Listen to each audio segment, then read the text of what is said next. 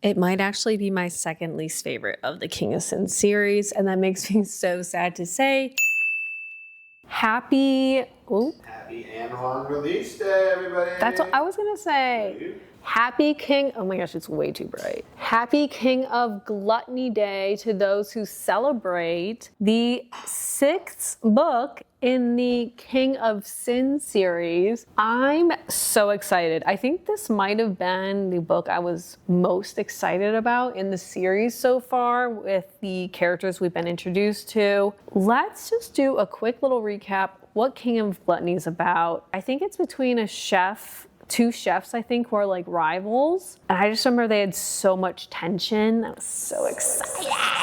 Okay, here we go. I love a rivals to lovers, as you guys know. She's his greatest rival and his greatest weakness. Handsome, talented, and beloved by parentheses almost everyone, Sebastian Laurent is used to being on top. The heir to a culinary empire, his sharp instincts and effortless charm have made him a legend. What people don't see are the demons lurking beneath his golden boy facade. That's such a funny sentence to me. The demons lurking below his golden boy facade. There's only one person who's come close to knowing the real him, Maya Singh, his childhood rival and secret obsession. She's also the only one who's ever successfully challenged him. He can't stand her, but if that's true, why can't he stop thinking about her? Smart, witty, and competitive to a fault, top marketing, she's a marketing executive. Maya Singh is Singh, S-I-N-G-H. Is it an Indian last name? Is it Singh?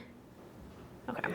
Is used to winning, unless her opponent is Sebastian. It's something that's infuriated and motivated her entire life. So when a series of unfortunate events forces her to work with her sworn enemy, she's determined to one-up him and show the world who's the best once for all. What she didn't count on, not hating their time together. To her horror, she might even like it. There may be a thin line between love and hate, but that's one thing she'll never cross. Not with him, not ever. I'm so excited. I just know there's gonna be so much angst and banter and drama. Yes! Okay, we're gonna get right into it without further ado. Adieu. Okay, to finding courage in the face of fear. It's our dedication. That's fun. Ooh, there's some art. They look so angsty for each other. I'm so excited. Oh my gosh, and there's a little strawberry from Maya. You're joking. A little strawberry. Okay, can we even see it? Okay, let's get right into it. I have been so excited for this one.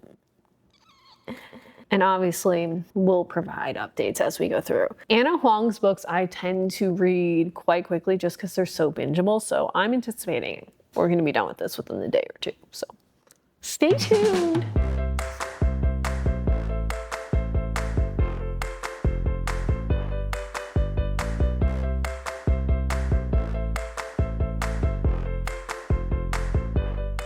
Good morning. I am about 20% into King of Gluttony. So far, I'm into it. I'm not super invested in the characters and the relationship yet. There's some history, their childhood kind of friends. Well, they've known each other since childhood, and something is forcing them to work together or at least be involved more in each other's lives. So I'm enjoying that forced proximity there. It's very interesting. I feel like we really didn't know much about these characters from the other King of Sins series. Obviously, the other King of Sins characters are popping up a little bit. It's not as much my faith. That was a complaint I had about King of Sloth, where it felt like we were just throwing all the twisted characters, all the King of Sins characters. It felt more like an A-push DBQ, where how many times can you just name drop these characters? And the more you name drop them, the more points you get.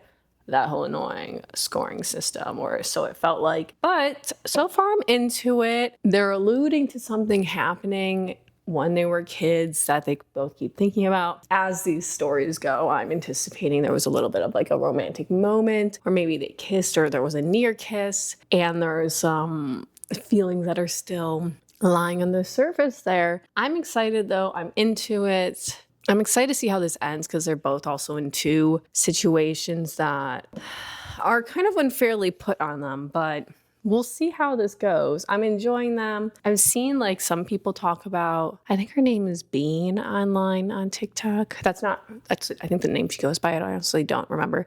But I think she said like Sebastian Laurent is like a strong, like one of the best men when it comes to yearning, and she's now like a top 5 book boyfriend for her of all time. So I'm like, my expectations are high. But now that I think about it, I don't really know her other preferences in books. So it's all subjective anyway. But I'm enjoying it. There's tension, there's banter, they're forced to work together. King of Gluttony, they both work in the food industry. So like, I'm loving all the food aspects. It makes me hungry. I have a feeling we're gonna cruise through this today. I'm very excited. So stay tuned. Otherwise, you guys, little life update. I'm now 4 days in a row going to the gym and running alternately. I fear for who I will become. Everyone better watch out. Guys, I'm going to the gym. I'm running again. I'm taking my Lexapro. Therapy's going well. Working with my dietitian is going well. You're probably like, Emily, you're a dietitian. Why are you seeing a dietitian? Sometimes you need an impartial party because medical professionals are terrible patients. Let's just say that. But I fear for how powerful I'm going to become. The Elmo fire gif is my favorite gif of all time, and that's how I'm feeling right now.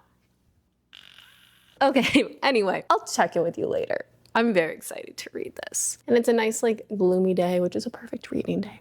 Okay, see you later. Hello, party people. Woo! I'm back from work. We've done some chores around the house, but we've been reading nevertheless. I'm about 43% into King of Gluttony, and things have picked up. I'm invested now. There have been major events that have gone down, so now there's a lot more on the line for both Sebastian and Maya. There's a little bit more potential feelings being discovered, some almost moments going on. It's good.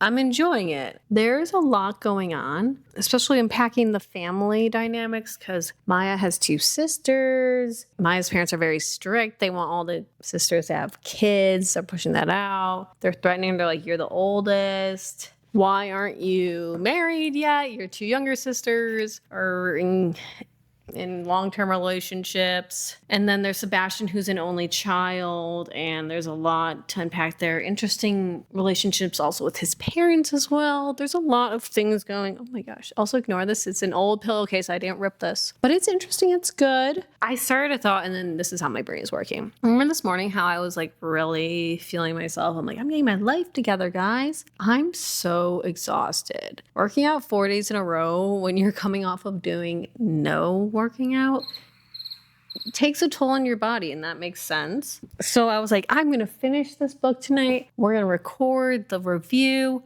I'm gonna finish my entire rough cut because I have my entire selection reading vlog on deck that you guys, I'm so excited for you guys to see that. It was a journey. I'm gonna do all the dishes. I'm gonna clean while Bobby's gone. And all I've done is lay on the couch, talk to my mom, my dad, my sister, and do the dishes. And I'm like, you know what? It's not that serious. I moved something around, so selection video will be coming out next. I know like you guys don't know my schedule, but I wanted to come out before this video, but I'm like, why are we complicating things? I just record too much too. I just yap too long, and then I have a lot more footage to recover. But anyway, we're gonna read more. I'm enjoying it. I think a big turning point in their romantic relationship will be coming up soon, and I'm excited for all that tension to burst. We'll keep you updated. I don't think I'll be finishing this tonight, but you never know.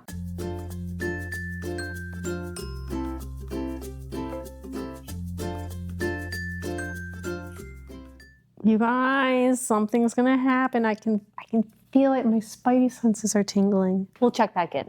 Good morning. Quick little check-in. I have not finished King of Gluttony yet. I was exhausted. I was not feeling well last night, but we're about 71% through. Things are picking up. I'm feeling a little bit conflicted because there's plot components that are very objectively interesting to me, but I'm missing some piece that I'm like really invested in the relationship where I'm just like, yes, I want to keep reading. I'm obsessed with them. The last book, King of Envy, Ayana and Luke, I was obsessed with them. We'll just say that. And I was so excited for Maya and Sebastian. There's just something missing. I'm not sure what it is. Maybe as I continue to read on. I think it's also one of those things, this isn't really a spoiler, you know they get together, is when there's a lot of angst and drama. Sometimes that gets lost once the couple gets together, and I feel like that's kind of happening. It's really hard to maintain that level of like tension and the back and forth once they get together. I don't know. It also felt like I feel like I wanted them to wait a little bit longer to get together, but that's just me, even though it took them quite a while. But anyway, there are two big plot points, and I have predictions. I'm going to say them now. But there's sabotage. And this isn't a spoiler because I think it happened in King of Greed where Alessandra and Dominic's were at an event and someone died of a food allergy. I remember I like really looked down on the chef. I was like, dang, that's kind of crazy that like you killed someone at an event. And it was Sebastian who was the head chef of that event. We're like unpacking that. But I think he was sabotaged there. And there's sabotage also happening in both their lines of work right now. And I think it's either there's an underlying crime plot going on in the King of Sin series, but like not really, but I feel like it probably has to do with that because there's been like one main enemy this whole time. And I feel like that might turn into like another series. Or I think it's Sebastian's dad. Because I just get very bad vibes from him. It's probably more realistically the crime plot that is sabotaging both Maya and Sebastian's careers, or at least their family's history, or I don't know. I think there's something much bigger at play. If it's not that, I think it's Sebastian's dad because I don't like him. But anyway, it's fun. I'm breezing through it. There isn't really that that factor that has me hooked, which that doesn't necessarily mean it's going to be like a 5-star if it doesn't have that. There's just something missing and I don't know what it is. I'm enjoying it, but I'm not loving it.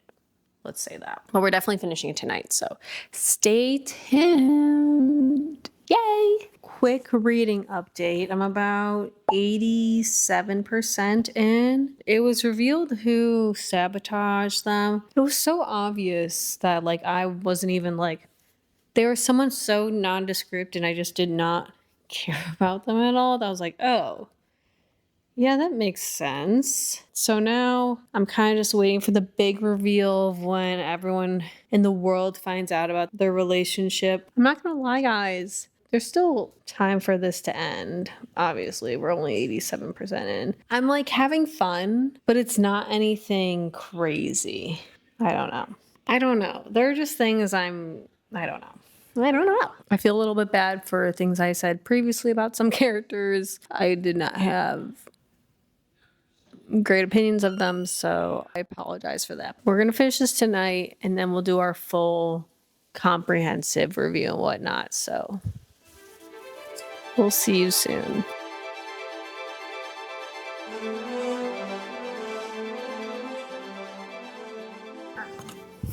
Hi guys, we finished it and I have thoughts, I've got notes on my phone, we have quotes. Let's talk about King of Gluttony. First and foremost, let's just get the star rating out of the way because I feel like that's gonna set the standard, don't make a lot of sense. I gave this 3.5 stars. I enjoyed it. Was it my favorite?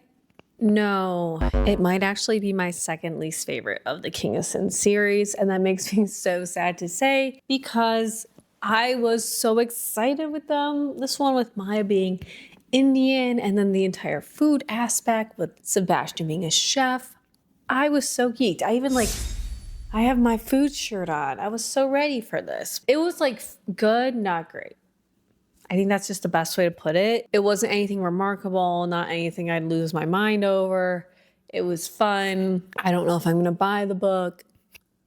We'll see. Let's get into the characters. We're gonna talk about characters, plot, notable quotes, all that jazz like we do every time. There will be spoilers, so if you don't want to be spoiled, this is your warning. Save this video and come back once you're ready or you've read it. But let's talk about the characters. So we have Maya, who is like a marketing executive for her family's frozen food company. She's very type A, very headstrong, very competitive. I love those aspects of her. I see a lot of myself in her. But there was something that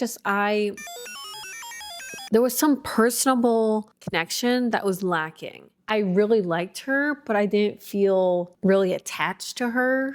And I can't point out why. There was just something that was falling flat. Similarly with Sebastian, he was this charming, nice guy, sees everyone else as kind of below him besides Maya, who he sees as a worthy rival. He's been pining for her for years. He's very cool. Things come very easily to him. He's a chef. He's also like marketing executive of his family's luxury restaurant, bar, company. They have that natural competition since childhood that has bled over into their adult life. And I just didn't really care about him either. Their relationship, I feel like it felt rushed to me, even though it was over 50% before they admitted their feelings to each other. But I feel like there should have been more tension and angst. Honestly, I think what's missing to me is one of my favorite tropes is a good rivals to lovers. This did not have as much of the banter and angst and almost like the stakes, it felt like, with the whole rival component. And I love rivals to lovers, so I'm a very harsh critic of it. So that was just missing for me. The relationship, it was cute. I'm glad they were very good at communicating, kind of. I say that actually, I don't know if I want to say that, but they eventually got there. The whole miscommunication with the letter was very confusing. Like Sebastian wrote her a letter when they were in boarding school and she never got it. I guess that's going more into plot, sorry. Other characters, it felt like there were a lot of characters. I'm honestly a little bit glad that the other characters from King of Sin's books came back because I like knew who they were, so I didn't really have to learn anyone new. But we have Maya's two sisters, Neha and Daya, I think. Daya's the more chill one that I think got engaged after like 6 months and she ended up eloping. Then Neha, I think the more type A, stricter one by the book, goody two-shoes. They seemed fine. They weren't really in it all that much. I didn't get attached to them. Sebastian has no siblings. His friends are most of the King of Sin's other male main characters. Killian's going to be the main character for the last King of Sin series, which I'm very interested to see if this whole crime plot wraps up, because it kind of has been coming in and out, but like I feel like we've kind of forgot about it since Vooks. But I guess that was the last book, so maybe it'll come back. I don't know. A lot to kind of wrap up that's not really been happening in the background, but was such a major plot point for like King of Greed. I don't know. The parents, I did not care for either of the dads. When they had their little spat, I'm like, how old are we? Like, I get the whole betrayal thing, but I'm like, how old are we that we're now banishing or like forbidding family members from talking to the other family members of the other family? How old are we? This is high school? It's not a popularity contest. Let's be mature about this. But the characters, I just like, I was entertained, but they were honestly a little bit forgettable for me. I'm wondering if other people feel similarly. Let's move on to the plot. So this is where I have my quotes. Sorry, this is where I have my notes. Quotes is next. Like I said, they're forced to work together on this big project. They're bringing kind of the two family companies together for this huge launch event. So they're forced to work in proximity. There's like tension. Maya's somehow like, her parents are like, if you don't get engaged in like 9 months or a year, we're sending you for arranged marriage. I'm like, what? How old are we? She's 31. She's plenty of time to find someone. What are we doing? It felt like very traditional family values, and I feel I'm glad Maya and Sebastian were challenging those, but it was just, I don't know. I was a little irked with the parents there. But I also get like, if that's their culture and what they're used to, they're gonna continue that. But you could also break the generational norms. They're forced to work together, then inevitably there's jealousy, they hook up. My first note is actually about their first hookup. It's in a staircase at Neha's wedding, I think. Who got married in India? I think it's Niha's because Daya eloped. And they hooked up in a staircase where anyone could have come in. And I'm just imagining this like dingy corporate building, cold, plain gray walls, concrete floor, staircase. And they're like having sex. But I imagine this is a nice venue that the wedding is at. So it's probably carpeted, a little bit fancier, maybe darking and like more intimate vibes. I don't know. But I was just like, this is where they're hooking up for the first time in a public space in a staircase? I don't know. And my next note is it's insane that Sebastian professed his love in boarding school when they were like in high school, college age, however old they were. And then a decade goes by and he just pretends he wasn't rejected. That's crazy. That like that one guy, Neville, who loved Maya, borderline stalker and creep. I was just thinking Neville Longbottom the whole time. He like faked a letter back to Sebastian, pretending to be Maya and be like, I don't have feelings for you, but let's pretend nothing happened. crazy Sebastian never brought that up again. I mean, I guess he was listening to her wishes. My next note, which I already mentioned, I thought the underlying crime plot was going to be who was sabotaging Sebastian and Maya with like Maya's family's manufacturing center in Pittsburgh that had listeria, and then Sebastian with the guy who had a like food allergy, but they found out he was poisoned years ago when Sebastian was head chef at that one event. And then there was the sabotage again at their launch event, and all these people got food poisoning, and turns out when the people were paid to put laxatives, and the whole time it was just their rival, the family, like Whitaker. Honestly, I'm watching The Pit right now with Bobby, so I'm just imagining Dr. Whitaker. I assume Whitaker is his last name. I actually don't know his first name. But I'm imagining this like timid little rat Omega boy who's their rival CEO. Obviously, I know he's like an older guy, but I was like, wow, that was such an obvious. I was really like saying it was Sebastian's dad. I'm like, yeah, it was obviously the rival. Why did I just gloss over him? He was so nondescript. Then they have their second launch and everything goes well. They tell their family they're dating. Everyone takes it really well. And then they like get together, engaged, and then years go by. No, a couple years go. When do they get engaged? Do they get engaged in the epilogue or before the epilogue?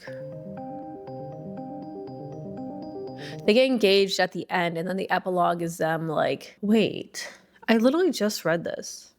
This is how unimpressionable the story was on me, honestly. I like feel bad. I gave it 3.5 stars, which is not a bad rating. Honestly, I was like, I was leaning more toward 3, but I'm like, wait, I gave King of Sloth 3 stars. And looking back at it, I did not like that book. It's probably more realistically a 2-star for me. But I was like, this is not the same level of King of Sloth because I did not like King of Sloth. It was very cookie cutter to me. I wasn't very invested, but it was fun. I enjoyed it. It didn't need to be anything crazy, but it just lacked that oomph factor for me. My other notes, the intimate scene where they're like getting up on each other and Sebastian's putting like honey and chocolate syrup and whatnot on Maya and like eating it off of her. All I can think about how messy and sticky that was. I'm like, this doesn't sound fun, but I'm not gonna yuck someone else's yum.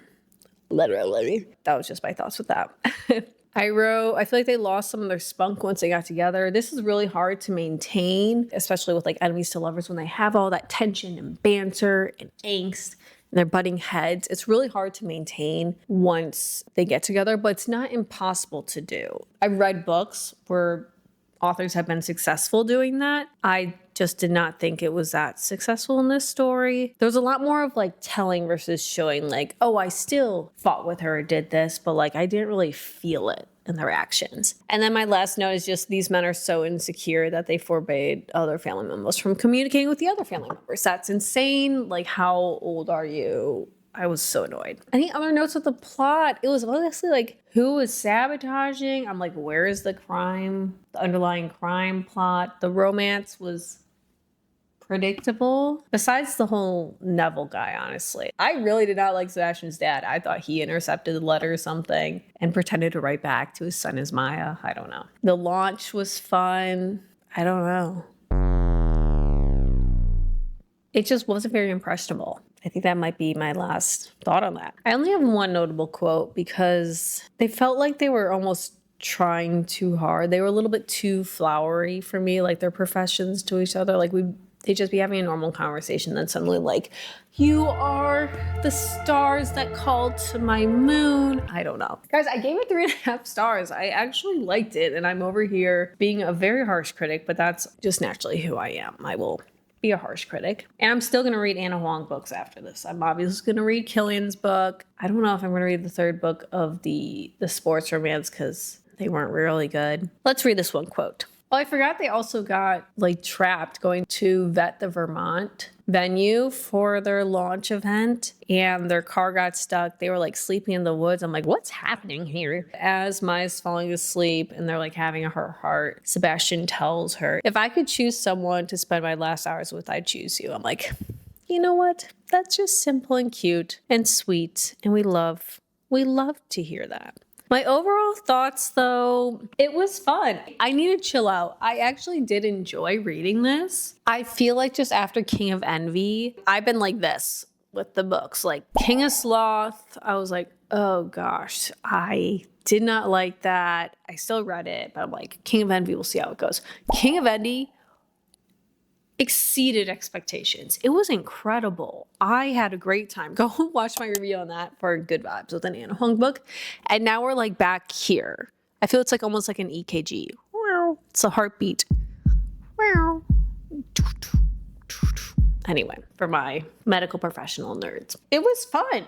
I enjoyed it. It's just not really memorable to me. We'll say that. But let me know. What did you think? Did you like it? Did you dislike it? I need someone else to talk about this underlying crime plot because, like, I don't know if Anna Huang's only bringing it up with, like, some characters. I was really hoping there would be things going on throughout all the books that explain, like, suddenly would come out in Killian's book and explain it. I don't know what's going on. I'm confused. I am confusion. Anyway, let me know what you think. Do we like it, dislike it? Please let me know what you want me to review next. I love book reviews. I love critiquing books so much. A couple good books to leave you some good recommendations at the end of this. Into the Blue by Emma Brody. Phenomenal. Might be the best book I've read this year. Second Death of Locke, another incredible book. And then I'll leave you with... what's another really good one I've read? Honestly, those were the two most impressionable ones on me. Oh, Yours Truly by Abby Jimenez I actually really liked a lot more than I thought I would. So those are my 3 good ones to leave you with. But be sure to subscribe, guys, so you don't miss any more videos from me. Like this video, it helps me out a lot. If you want to follow me on Instagram, TikTok, Pinterest, it's all at emilysnovellas where you get a lot more BTS, what I'm doing with my life, non-book content too. Crohn's, running, whatever I'm really up to that day. Is there anything else? Oh, let's be friends on Goodreads, Storygraph, Fable. Be sure to follow me over there. And I think that's all of the promo I will be pushing on you. Look, it's kind of golden hour. I kind of matched the book. All right, thanks for tuning in. Appreciate you. Love you guys so much.